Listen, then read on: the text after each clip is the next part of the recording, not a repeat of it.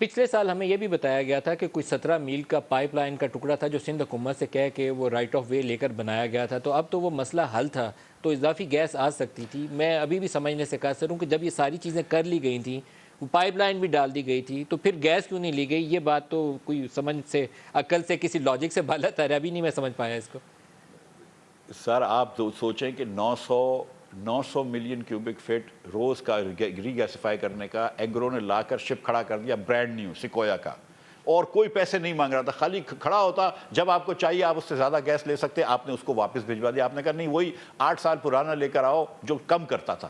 یہ بڑی ان کی لاجک تھی کہ آپ گاڑی رینٹ کر رہے ہیں، آپ کو کوئی بولتا ہے لینڈ کروزر نہیں لے لو، آپ نے بولا نہیں نہیں یار مجھے وہی لا کے دو سوزوکی پرانی والی، تو آپ نے کہا یہ ٹھیک ہے، جبکہ کرایہ بھی نہیں لگ رہا، کہ پیٹرول بھی معاف ہے۔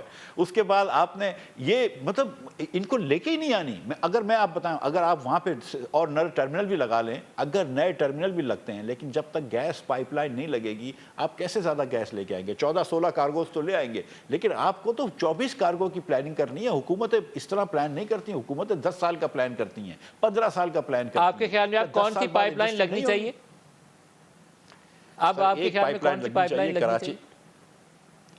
ایک پائپ لائن جو کہ رشیا سے ہم نے سائن کرا تھا، اور جو کہ ہونے والی تھی، رشین گورنمنٹ کر رہی تھی، وہ رشیا گورنمنٹ سے کروا لیں۔ آپ کو نہیں کرانی رشین گورنمنٹ سے، نہ کروائیں۔ آپ ایس ایس جی سی اور S S G P L کو بول دیں ایک 1200 ملین کیوبک فٹ گیس لے جانے کے لیے 42 انچ چوڑی پائپ لائن کراچی سے لاہور تک لگنی ضروری ہے، ورنہ میں آپ کو بتا رہا ہوں کہ اگلے سالوں میں پنجاب میں گیس کی بہت زیادہ شارٹیج ہو جائے گی۔ اور gas terminal L N G مزید لگانے کی ضرورت ہے؟ سر 5 پارٹیاں ریڈی تھیں، دنیا کی سب سے بڑی oil and gas company Exxon ready تھی، وہ چلے گئی ہے۔ ابھی بھی 2 پارٹیاں ہیں جن سے یہ بات کر رہے ہیں، کبھی ہاں بولتے ہیں کبھی نہ بولتے ہیں۔ 2 سال سے وہ لوگ ریڈی بیٹھے ہوئے ہیں، جس میں ایک قطر گیس بھی شامل ہے، دوسری ایک مٹسوبیشی شامل ہے۔ اس کو نہ بھگائیں، ان کو لگائیں، لیکن ان کو آپ نے مجبور کر دیا کہ چھوٹی چھوٹی کیپیسٹی لگا رہے ہیں کیونکہ آپ نے پائپ لائن نہیں بنائی۔ آپ پائپ لائن بنائیں، آپ ایگرو کو کہیں، پی جی پی ایل کو کہیں کہ اپنی کیپیسٹی بڑھائیں، آپ کو فری میں کیپیسٹی مل رہی ہے، اور آپ یہ مطلب اور گیس کو ایک لاسٹ کویسچن آپ سے مفتا صاحب پوچھ لوں، جسٹ 30 سیکنڈز۔ جو آئی ایم ایف سے ایگریمنٹ ہے اس میں اسٹیٹ بینک کو کافی اختیارات دیے جا رہے ہیں ایکسچینج ریٹ کے حوالے سے، انٹرسٹ ریٹس کے حوالے سے، اور اس میں فسکل مانیٹری بورڈ کو ختم کیا جا رہا ہے۔ آپ کا اس پہ رد عمل کیا ہے؟ Very briefly. Sir State Bank تو ہمیشہ سے انڈیپینڈنٹ تھا، ہمیشہ سے فورن ایکسچینج سیٹ کر سکتا تھا، اس کی پرائسز ہمیشہ سے ڈیسائیڈ کرتا تھا interest rates monetary policy committee میں۔ یہ اسٹیٹ بینک کے جو انڈیپینڈنس ہے اس کو ہم نہیں، اب اس کے اوپر ہم کوئی آواز نہیں اٹھا رہے۔